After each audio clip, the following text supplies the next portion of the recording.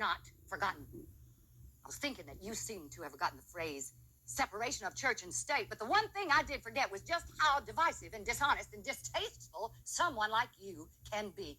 I've sat here today and listened to you pander to these people, but you don't actually care about them, or you wouldn't be sitting here No, Mr. Briquette, I have not forgotten. I was thinking that you seem to have forgotten the phrase separation of church and state, but the one thing I did forget was just how divisive and dishonest and distasteful someone like you can be.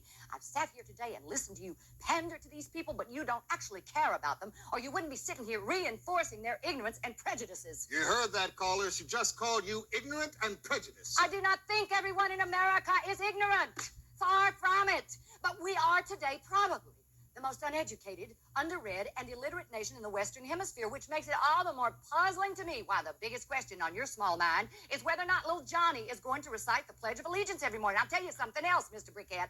I have had it up to here with you and your phony issues and your Yankee Doodle yakking. If you like reciting the Pledge of Allegiance every day, then I think you should do it.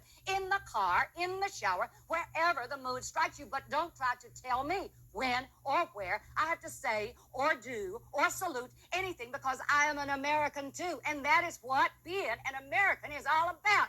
And another thing, I am sick and tired of being made to feel that if I am not a member of a little family with 2.4 children who goes just to Jerry Falwell's church and puts their hands over their hearts every morning, that I am unreligious, unpatriotic, and un-American, because I have news for you, Mr. Briquette. All liberals are not kooks any more than all conservatives are fascists. And the last time I checked, God was neither a Democrat nor a Republican. And just for your information, yes, I am a liberal, but I am also a Christian.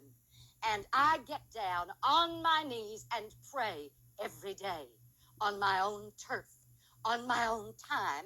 One of the things that I pray for, Mr. Briquette, is that people with power will get good sense, and people with good sense will get power, and that the rest of us will be blessed with the patience and the strength to survive the people like you in the meantime.